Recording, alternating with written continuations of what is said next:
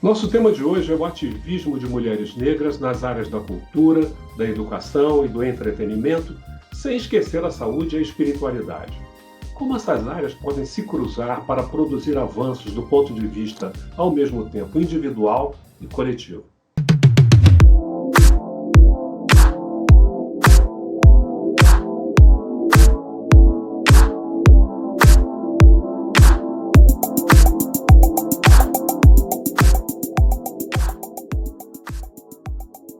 Então, essa expressão "isso vai dar samba" todo mundo usa, certo?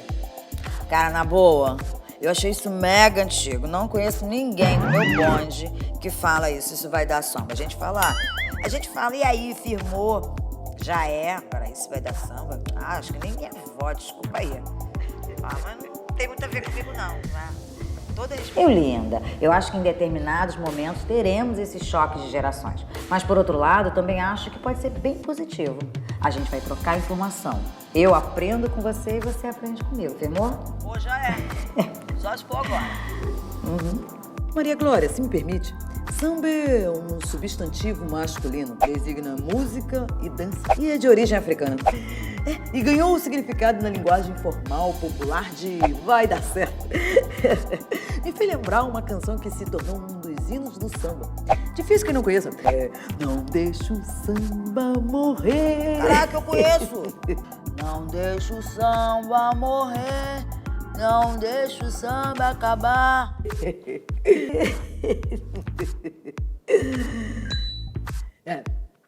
E sem falar que o samba do Rio de Janeiro é patrimônio cultural do Brasil.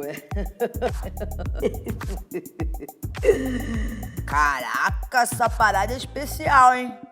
Tá vendo, eu, linda? Música boa resiste ao tempo e nunca envelhece. Assim como o Cacique de Ramos, que é patrimônio imaterial da nossa cidade do Rio de Janeiro. Que lindo, um legado cultural. Amei falar com vocês. Pena que acabou esse episódio, mas a gente se fala. Até o próximo encontro. Nossa convidada de hoje é atriz, pedagoga e idealizadora de programas como Usando a Língua Portuguesa, selecionado por 2 anos consecutivos para o Festival Internacional de Webséries Rio Web Fest e vencedor do prêmio Axé Mimó na categoria Mídia e Comunicação, além de ser selecionado para festivais na Itália e na Índia. Ex-apresentadora de webséries da Petrobras, do Sebrae e do Senai, também atuou no cinema com os filmes Última Parada 174, de Bruno Barreto, e Quebrando as Pernas, Boa Sorte, de Lucas Neto. Participou também da novela Bom Sucesso e da série Sob Pressão, da TV Globo.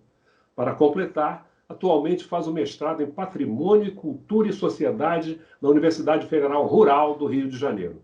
Vamos conversar com Jana Guinot.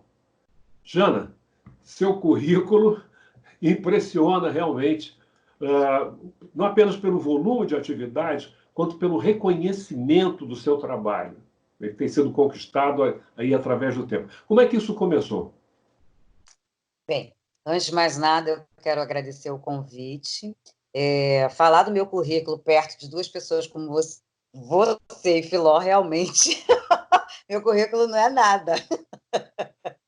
Por favor, meu currículo é minúsculo perto do de vocês. E esse currículo, esse humilde currículo, ele é muito por conta da caminhada que vocês possibilitaram, né? Da abertura de caminhos que vocês nos deram a possibilidade. Então, eu só posso agradecer ao meu humilde currículo a vocês. Mas como é que você começou? Na verdade, eu sempre brinco com as pessoas, né, falando que eu sempre fui muito para frentexa do meu mundo. Eu sou de uma geração em que a gente sempre foi condicionada de que para ser feliz, para ser uma mulher de verdade, você tinha que casar, você tinha que construir família. E, na verdade, o meu maior sonho sempre foi ou viajar, ou estudar, ou o tempo todo indo em busca de conhecimento. E esse tipo de conhecimento, ele perpassa... Eu me lembro que numa determinada época da minha vida, eu não percebia, né, que existia um vazio dentro de mim sobre algum assunto, e eu percebi que era com relação à cultura afro-brasileira.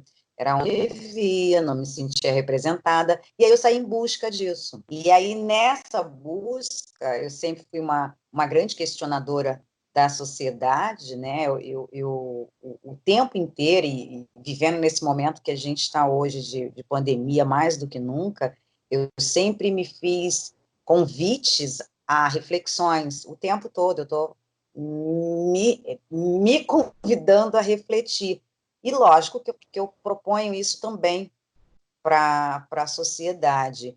E dentro quando você fala do currículo, eu sinceramente, pode parecer até prepotente, mas eu não fiz nenhum texto que eu queria fazer por conta desse país racista, né? Porque, com certeza, eu tenho certeza absoluta de que eu tenho condições de fazer muito mais do que isso que está aí no meu currículo. Mas a gente vive numa sociedade que nos limita, nos coloca, querem nos colocar, e aí eu venho vestida nessa realeza, porque eu estou justamente brincando, essa brincadeira muito entre aspas, né? Convidando para reflexão da maneira que eu quero ser vista e convidando e colocando paralelo a isso da maneira que a sociedade quer nos colocar. Numa entrevista, você diz que foi mais ou menos aos 29 anos de idade que você se sacudiu interiormente e começou a mudar a sua posição em relação à questão de raça, se assumir como uma mulher negra, assumir a sua beleza, assumir o seu tipo físico. Como é que foi isso? O que te influenciou nessa direção? Primeiro porque é o livro da nossa saudosa Neuza Santos, né? Que a gente se torna negra, né? Tornar-se negra. E dentro desse contexto, 29 anos é muito tarde. Eu particularmente, considero, mas é o tempo. Não, gente, hoje as crianças estão sabendo mais cedo que são negras, então, assim, é fundamental a questão da identidade. Como eu falei, viver numa sociedade, né, em que a nossa referência, eu lembro, na época de programa da Xuxa, todo mundo queria ser a Xuxa, todo mundo queria ser a Paquita. Eu lembro que eu mandei uma carta dizendo que eu queria ser apresentadora, apresentar o programa no lugar dela. Todo mundo quase, todo mundo quase me matou. Como assim apresentar no programa? Não é, gente? Mas ela pediu para mandar uma carta para dizer sobre um sonho. Eu mandei meu sonho, eu não quero ser Paquita. Eu quero apresentar o programa no lugar dela. E aí, a partir dessa. Que eu sempre falo, né? Não é brincadeira, é uma coisa muito séria, né? A partir desse olhar, dá para se ter noção, né, do que eu quero para mim, do que eu imagino para mim. E aí, 29 anos é muito tarde. Então, quando eu me descobri, eu falei assim: não, as pessoas não podem levar esse tempo todo para descobrir que é negra com 29 anos, tem que ser muito antes disso. E aí foi quando eu lembro que eu trabalhava como apresentadora de um programa de TV da Petrobras, né? Antes disso, eu fui chamada para participar de um documentário no GNT, chamado Mulher Procura, que falava sobre mulheres acima de 30 anos solteiras, né? E nessa época, eu com carro, apartamento, enfim, tudo que estava lá no documentário não deu certo, mas essa mulher livre, né, essa mulher independente, eu me lembro que na época que o GNT, nós fomos 13 mulheres selecionadas no meio de 1.800 pessoas, 1.800 mulheres, e nós fomos com um programa, o documentário para o Viaduto de Madureira e Ponte Chique Charme. E nessa época eu estudava na Lagoa. Então as pessoas ficavam, inclusive as pessoas da produção, que era uma época que não se atravessava o túnel, as pessoas, principalmente as emissoras, elas não atravessavam o túnel, não iam para o subúrbio. E eu falei que só ia participar mediante a condição de ir no universo que eu frequentava. Se vai falar um documentário sobre a minha vida, por que eu vou esconder de onde eu sou e quem eu sou, né? E eu fui para o Viaduto e para Padre Miguel. E foi uma experiência tão legal, porque eu tenho comprovado desde sempre que eu posso ir isso é uma frase da Hilaire Ferraz, que eu posso ir aonde for, mas eu sei de onde eu sou, né? E esse tipo de olhar, ele vai muito sobre a questão do orgulho que eu tenho das minhas raízes, do orgulho que eu tenho do meu povo, sabe? Quanto mais eu estudo, agora estudando mestrado de Patrimônio, Cultura e Sociedade, a gente enfim, não tem como, temos que estudar sobre a formação da sociedade, e quanto mais eu estudo sobre o meu povo, mais feliz e orgulhosa eu fico, porque a gente faz parte de um grupo fantástico, sabe? Que ninguém, mas ninguém tira uma essência que nós temos, né? E a gente passa por um período, inclusive, de quando as pessoas separam, brancos e negros, né? Brancos e pretos. Eu acho isso fantástico, porque a vida inteira a gente sempre foi sinalizado pelo tom da pele, aquele escurinho ali, né? Meu amigo pretinho. A gente sempre, a questão étnico-racial sempre esteve envolvida. E quando a gente estuda patrimônio, tem que estudar a formação da sociedade. Quanto mais eu me aprofundo nos estudos, mais orgulho eu tenho do meu povo. E aí, de novo, eu falo para vocês, né? Porque vocês são danados. Eu gosto muito de vocês, porque a gente, quando começa a estudar, a gente pega vocês no meio da história. E, caraca, que fulano, olha Medeiros, olha Filó. Então, assim, eu só tenho que agradecer e parabenizar por tudo. Hoje em dia nós temos assistido a uma mudança na mídia, não apenas agora, em tempos mais recentes, em função do que aconteceu nos Estados Unidos com o negro que foi assassinado, mas nos últimos anos nós temos visto a presença constante da questão racial em artigos, em entrevistas, em reportagens, e numa área em que a gente não via absolutamente negros, que era da moda. Então você vê revistas agora como Vogue, como Marie Claire, com modelos negras, tanto na capa quanto, de repente, em 20 páginas de matéria dentro da revista, e às vezes modelos bem pretas que eu não vejo nem em revistas negras americanas como Essence, como Ebony, que eu compro há muitos anos. Então está havendo essa mudança do ponto de vista da mídia, embora vivamos um momento sombrio sobre o aspecto político na sociedade brasileira, mas essa presença negra tem aumentado. E esses incidentes agora dos Estados Unidos reforçaram essa presença. Como é que você vê esse momento? Bem, eu acho que eles estão bem atrasadinhos, né?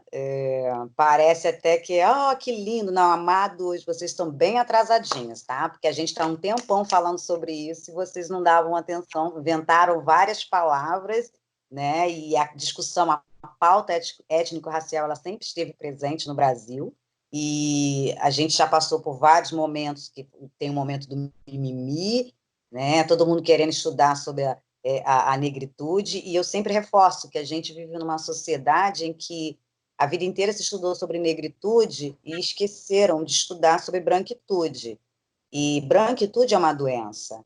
Então, assim, quando a gente vê a galera botando, não faz mais do que obrigação, porque nós somos a maior parte da população, eu só acho, e aí é uma reflexão que a gente tem que falar assim, povo preto, vem cá conversar, brancos, não se metam, porque vocês botaram essa confusão toda na nossa vida, então não se metam.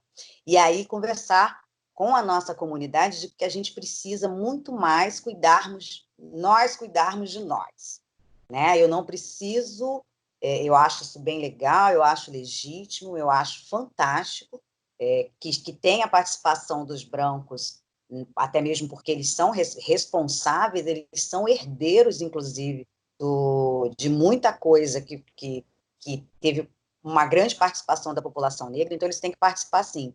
Mas a gente não pode, eu vejo muito o branco liberando a live para o pretinho falar, né? Eu acho fantástico. Mas a gente tem que pensar também que o branco ele está ganhando um público preto, né? Ele está, vamos pensar assim, sendo humanizado pela população negra. E aí eu pergunto, cadê os pretinhos para a gente fazer isso? Será que tudo que a gente tem que discutir aqui no Brasil para dar certo é só quando tem a legitimidade do branco? Então, assim, eu preciso muito que me tragam novos olhares com relação a isso, porque eu não consigo ver... Eu vejo uma atitude bem legal, mas se nós, negros, não tomarmos partido, não nos empoderarmos dessa pauta, a gente vai continuar a mesma coisa, só que de uma forma diferente. Então, assim, O que eles estão fazendo não é mais do que obrigação. Tava feio, gente. Olha, meu Deus do céu. Ainda bem que eles mudaram. Jana, nós vamos agora fazer um pequeno intervalo e vamos continuar a nossa conversa, porque, pelo jeito, ela vai longe.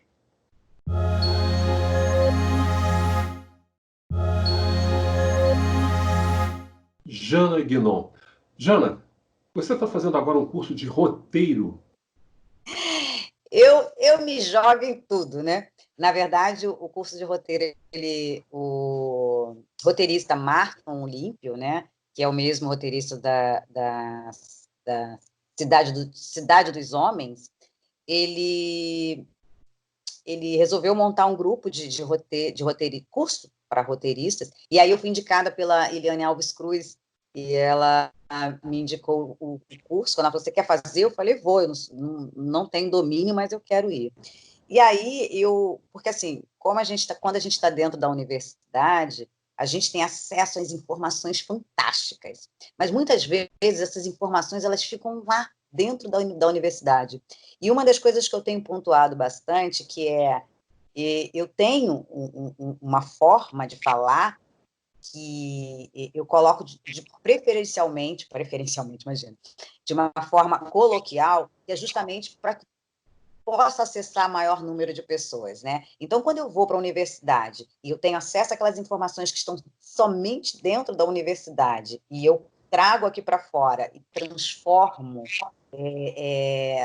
através da ludicidade, porque eu sou atriz e sou pedagoga. Então, assim, eu utilizo da cultura e da educação, duas ferramentas maravilhosas que juntas, através da ludicidade, elas provocam transformações. Então, assim, esse curso de roteiro está sendo tão importante porque a gente está ali contando as nossas histórias, e é tão lindo a gente ver a garotada, né? Provavelmente eu sou a mais velha do grupo, uma das mais velhas do grupo, e ver a garotada contando histórias de amor, casos, enfim, a gente não quer somente que nos mostrem sofrendo, matando, né? Que é o que normalmente a mídia assim, só sensacionalista faz. A gente tem tantas histórias lindas, né? Eu que sou do programa Usando a Língua, eu sempre cito esse exemplo, existem as palavras xodó, chamego, dengo, que é de origem banto, que é de origem africana. Então, a gente sabe fazer isso muito bem, né? É uma característica nossa. Nós somos um grupo que a gente abraça, a gente acolhe, né? Quando fala assim, inclusive quando perguntam, Jana, você é contra os brancos? Eu falo, não sou contra os brancos, eu sou contra os racistas e os que se dizem não racistas e não fazem nada para mudar. Então, assim, esses aí realmente eu não posso vê-los como os meus amigos. Então, assim... Aquela linha da Angela Davis, não basta não ser racista, é preciso ser antirracista. Exatamente, e com ações, né? Não basta só falar, mas eu não sou, não, tá, o que você faz diariamente para mudar isso? Né? E esse questionamento, principalmente para os brancos, isso para mim é importantíssimo, porque eu falo assim, gente, ainda bem, porque eu já fiz tanta consultoria de graça para essa galera, minha Nossa Senhora, eles achavam que era mimimi, mas era uma consultoria de graça, eu já estou falando já há muito tempo sobre racismo estrutural, e eles achavam, viravam os olhos, lá vem ela com esse assunto de novo, né? E aí a gente está vendo que trata-se de racismo estrutural. E para isso a gente tem que ir para a base. E o roteiro é base. Roteiro, nossa, a gente conta as nossas histórias sob o nosso ponto de vista. Então isso é maravilhoso. A gente traz um novo olhar e mostra, inclusive, para as nossas crianças, porque trabalhar a identidade, vocês sabem melhor do que eu, né? Porque quando vocês começaram a questão da Black Music, o baile lá no Clube Renascença, né? Então, assim, vocês trabalharam o tempo todo com identidade, com autoestima. Então, quem sou eu para falar disso agora? Vocês sabem melhor do que eu. E vocês me ensinaram, inclusive. Quais seriam para você as outras ferramentas? Você falou do domínio do roteiro. O que mais? O que seria importante para jovens negros seguirem nessa direção? A gente tem alguns padrõezinhos cafonas, por sinal, mas são padrões que colocaram aí, né? Eu costumo dizer que as pessoas, quando falam programa Usando a Língua Portuguesa, todo mundo acha que eu sou a favor da norma padrão, né? que eu acho que todo mundo tem que falar certinho. Não, não acho. Eu acho que, no meu ponto de vista, a finalidade da língua é se comunicar. Se ela atingir o É o objetivo, que diz a linguística. É o que diz a linguística. a Não importa linguística, erro de gramática, erro de... Não importa. não importa. O objetivo, se ela conseguir, se a pessoa conseguir se comunicar, ótimo. Atingimos o objetivo da língua. Mas é importante também a gente dominar os códigos, né? Existem uns códigos na sociedade que, se a gente não tiver esse código, a gente não entra, nem entra. Então, dominar esse código, eu sempre falo que o racismo, todo mundo fala assim, o racismo Gente, o racismo, ele é sempre o mesmo, a tática do racismo é sempre a mesma. O grande lance é que nós, pretos, precisamos sentar e pensar assim, como é que eles fizeram isso? Eles fizeram a gente, porque o tempo todo eles fazem a gente ficar correndo atrás do rabo, cachorro atrás do rabo. E aí eles nos atacam, e aí a gente fica que nem cachorro correndo atrás do rabo. E aí a gente não propõe, não formula. Inclusive, a galera da década de 70 formulou muito mais que nós, né? Nós temos aí hoje as hashtags, acho fantástico, mas em termos de leis, se a gente pensar na Conferência de Durban em 2001, se a gente pensar na própria Carta Magna, na Constituição de 1988, e justamente se a gente vê a passeata que foi feita do movimento negro nessa época, então, assim, fizeram muito mais formulações que pudesse atingir a um grupo muito maior do que hoje. Hoje nós temos as hashtags, mas quem não tem internet, como é que fica nisso? Né? Quem está lá na comunidade sem Wi-Fi? Fundamental que foi as políticas de ação afirmativa que mudaram o panorama das universidades, o panorama visual das universidades. Exatamente. E, inclusive, a universidade ganhou muito com isso, sabe? Porque quando a gente traz uma diversidade, e aí eu fico muito feliz, por isso que o tempo todo eu falo que eu tenho muito orgulho de fazer parte, de ser parte da comunidade negra, né? Que, assim, que quando a gente fala do povo preto, a gente está falando dos indígenas também. A gente não quer ser igual ao branco, o branco que exclui, que vê a gente de forma hierárquica. Não, de jeito nenhum. O mundo tem que ser bom para todos.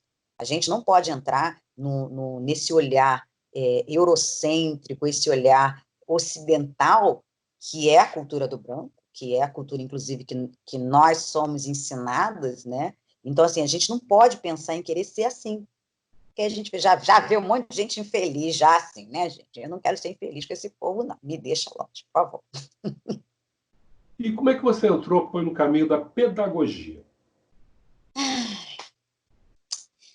Assim, eu tenho muito receio com a pedagogia, porque eu fujo um pouco, porque eu não quero entrar nessa caixinha. Muitas vezes, quando as pessoas me perguntam o que você é, eu falo sempre que eu sou atriz e pedagoga. E aí eu lembro que uma diretora numa escola, quando ela chegou, porque o pessoal agora está com essa mania de perguntar qual é a sua formação acadêmica, né? Como se isso fosse vai fazer a pessoa feliz, né? E aí eu me lembro uma diretora de uma escola que a gente trabalhava efetivamente na base da escola, com o projeto Transando Ideias, e ela me perguntou, qual é a sua área acadêmica? E eu sou da área do teatro. Eu sou formada em teatro. Ah, tá. Aí fez uma carinha assim, sabe? Aí eu falei, gente, por que ela fez isso? Mas por que, gente? Eu sou atriz, minha Nossa Senhora, como assim? E aí, conversando com algumas amigas, minhas mais velhas, elas falaram assim, você vai ter que estudar, vai ter que estudar. E aí eu fui fazer pedagogia.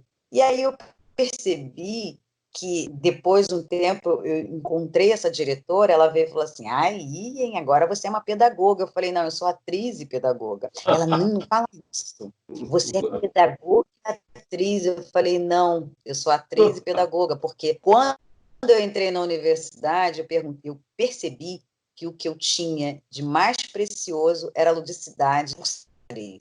E eu não quero perder essa riqueza. Então, eu sou atriz e pedagoga. Então, quando falo em pedagogia para mim, eu fico... Porque eu tenho um outro olhar de educação, né? Não é essa educação que fica dentro da escola, que fica ali no muro. O programa Usando a Língua é uma forma aliás, tudo que eu faço tem um viés educativo. Eu não consigo separar as duas coisas, como as pessoas querem que eu separe. Para mim, não está separado. Eu, como atriz, até atuando, se eu receber um roteiro que tem algumas falas que eu não concorde, eu vou falar, eu digo que não vou falar, porque eu sou uma formadora de opinião e eu não posso colocar essa fala para que o público use, mas é a personagem. Não, eu tenho que ter respeito por essa personagem, eu sei o que é a situação dessa personagem lá fora. Então, isso é uma forma educativa também. Quando eu chego para os meus amigos brancos e trago eles para uma reflexão, isso é uma forma educativa. Então, assim, a pedagogia, de uma certa forma, ela está presente o tempo todo, só que eu não quero essa caixinha da pedagogia, viu?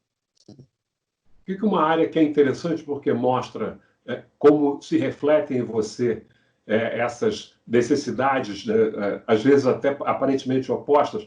Você rejeita, pelo menos explicitamente rejeita, os padrões impostos ao corpo feminino por essa visão predominante. E aí você faz, então, 40 minutos, pelo menos pela uma entrevista que você deu, você afirmou isso, 40 minutos por dia de exercício. E aí se mantém também em forma. Como é que é esse jogo? Para falar sobre isso, eu preciso contar uma história. O meu filho, ele foi sorteado para uma escola, eram 4 vagas, e ele foi sorteado para uma escola de excelência. Nessa época, eu estava desempregada, e a distância da nossa casa para a escola, enfim, tinha que levar 30, 40 minutos de ônibus ou de carro. E pagando o transporte escolar, era muito caro, tipo assim, R$300 por mês. Eu não tinha esse dinheiro por mês, imagina, uma pessoa que não está sem trabalhar, sem emprego, R$300 por mês, mas a criança passou por uma escola de excelência. E aí eu pedi o pai para comprar uma bicicleta. Eu lembro que eu estava com 43 anos de idade. Eu chorava todo dia, porque você imagina não fazer nenhuma atividade física e de uma hora para outra ter que pegar uma bicicleta e levar uma criança atrás na bicicleta. Eu sofri muito nos primeiros dias. Eu chorava de dor. Eu botava as pernas para o alto e começava a chorar, né? Mas eu não podia perder aquela vaga. Aquela vaga, eu não. De uma certa forma era para mim. Era a vaga do meu filho, né? E eu comecei a todo dia, porque escola não pode faltar, tem o horário certo. Então eu ia, levava ele, voltava para casa, vinha em casa, fazia comida, fazia eu sempre trabalhei home office também, então assim, fazia as coisas, ia para a escola, vou para buscar ele de novo e voltava de bicicleta. Então, assim, no total, 40 minutos de bicicleta. Só que assim, como eu sempre transformo, né, o limão na limonada, eu comecei a pegar, boto o fone, aí vai, e aí o corpo vai se acostumando. E acaba fazendo falta se você não faz. Eu estou morrendo de saudades da bicicleta, da Lélia, o nome dela é Lélia, né? Porque em homenagem a Lélia Gonzalez, em minha homenagem a Ileia Ferraz e a Léia Garcia. Então, assim, a Lélia, eu estou com uma saudade de Lélia terrível, porque, assim, eu hoje, eu faço essas atividades físicas, mas eu gosto muito, ela é atleta. Não, gente, eu sou mulher preta, realidade de mulher preta, entendeu? Então, assim, quando as pessoas ficam muito... E eu sou muito cobrada, inclusive, né? Porque eu sou uma mulher, completei 49 anos, e as pessoas sempre querem me colocar nesse padrão da atleta, só que eu não sou atleta, né? Eu me tornei por conta da necessidade do meu filho estudar. E aí, hoje, o corpo tem essa necessidade, né? Eu sempre falo, gente, desculpa, mas eu não tenho culpa disso. E aí eu transformei esse limão numa limonada. Então, esses 40 minutos é por conta disso. Jana, essa conversa é muito agradável, muito rica. Ainda tem muita coisa que a gente poderia explorar, mas infelizmente nosso tempo está acabando.